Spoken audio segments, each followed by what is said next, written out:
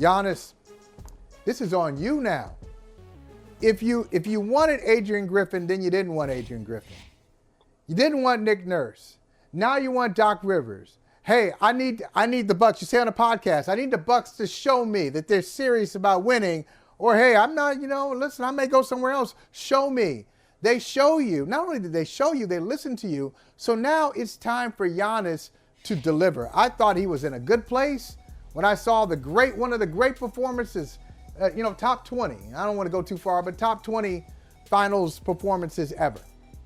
Winning and losing teams. But okay, top 10. Higher than that. All right, one of the top 10. One of the top 10 finals performances in the history of basketball. Game 6, 50 points, and making his free throws after struggling throughout the series. I mean, just really clinching, nailing it down. Awesome. I thought that, okay, like other greats, whether it's Michael or Magic or LeBron or Steph, they win one and they kind of want to hoard some. Hoard some. I don't know what you heard. Hoard. You trying to be slick. You're trying to be slick. Okay. All right. They want to do that. Be slick. And it's multiple. They get multiple championships. But Giannis, after that, after 2021, then you lose in the second round. I know, had some injuries, but you lose in the second round. Then you lose in the first round to Jimmy Butler in the Miami Heat, losing the first round. Jimmy Butler going off. Giannis, defensive player, great former defensive player of the year, MVP. And you've got Drew Holiday checking Jimmy Butler. I know it's a bad matchup, all this stuff, but Vinny, what I'm trying to say is you got to take some ownership. If you're Giannis, this is your team. You've made it clear it's your team. You're the guy. You're the MVP. You're the defensive player of the year. We hold those guys to very high standards, and he's come up small the last 2 years. In that Miami series, down the stretch, who's got the ball? Who's got the ball at the end? It's Grayson Allen. It's Giannis passing off because he didn't want to get fouled. Grayson Allen is holding the ball as the Milwaukee Bucks are eliminated from the playoffs. You got to step up, Giannis. This is on you now. You've got your coaches out and in. You got your contract. Show me something now. Show me something. I'm a little disappointed in Giannis, at the peak of his power. If you haven't heard me. Disappointed. That's interesting. That is interesting. Because we want players to take ownership. We want players to have their stamp, not only on a franchise, but don't make excuses. Games. But don't take ownership without scapegoating. We haven't heard Giannis speak yet. We haven't heard him speak yet. We don't know. You talked about the game of Clue. You talked about the game of Clue. Hey, I'll take everything back if he says, look, I hired Adrian Griffin. We know it. I hired him, and I made a mistake. This is on me. Okay, this is on me. He's not. I hired the guy, and you know it. And you know it. I know he won't. You know he's not going to say that. And nobody hoards championships nowadays. In case you didn't know, last 5 years, 5 different NBA champions, and since 2019, Toronto, the Lakers, the Bucks, Golden State, and the Denver Nuggets. Nobody's hoarding championships anymore. But I do think it speaks to urgency. But except those guys you name, though, except those guys that you name, all those guys from those teams do have multiples. So Kawhi, multiples. Okay, LeBron, obviously multiples. Giannis, no. Steph, yes. And now Jokic doesn't. But Jokic might. Jokic just won it, recent winner. We'll see what happens with him. It's just different. It's a different club. You know that. It's just a different level.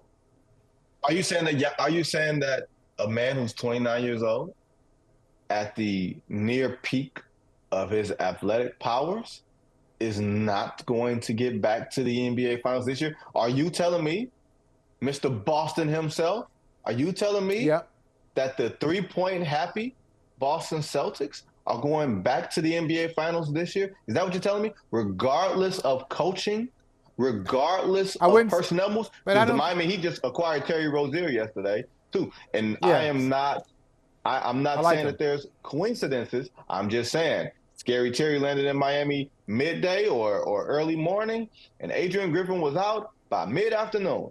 I'm not saying they're related. I'm just saying it happened on the same day.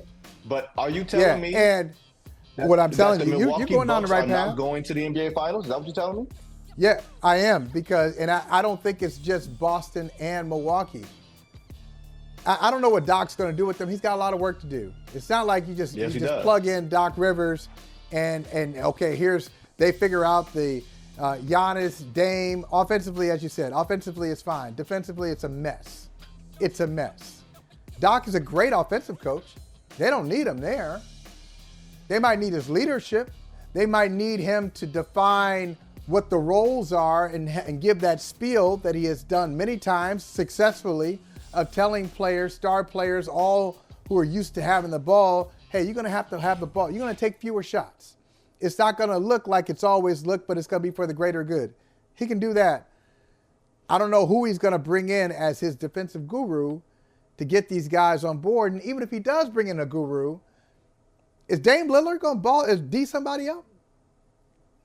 Is Middleton going to do that at this point? That ain't what he's paying for. That's not what you're paying Damian Lillard to do. You're not paying him to be Drew Holiday. If you wanted him to be Drew Holiday, you would have kept Drew Holiday, right? Right. You want Dame to be Dame. This has become an increasingly offensive-oriented game. And during critical moments last year and the year before, we saw that the Bucks had problems scoring. Now, some of that's because Chris Middleton has been hurt, so now you slide him down to a third option. It makes sense. All this makes sense on paper. But to me, what this comes down to, a lot of this comes down to is credibility. Doc Rivers can say the same things that Adrian Griffin said, but because he has championship bona fides, because he's not a first-year head coach, because he doesn't have to look at them and say, I haven't accomplished as much in my seat as they have accomplished in their roles. You got to be careful about knowing you can walk into a locker room and you're the boss, but you're not in charge. That's a fine line to walk, because we know who's in charge there, right? Giannis is in charge. And this is NBA teams as a whole. This is not Giannis specific. This is Steph Curry's in charge in Golden State. All right? Like, this is what happens. LeBron's in charge. All these other different teams. LeBron's in charge. Right. LeBron's always in charge. He literally is the coach. You know what I mean? Like that sort of thing. So you have to be careful, and you have to walk in with the experience to be able to get guys to follow you. Like guys, like some coaches will be incompetent, but because they believe in the coach, whether it's force of personality or his experience, they'll go behind him.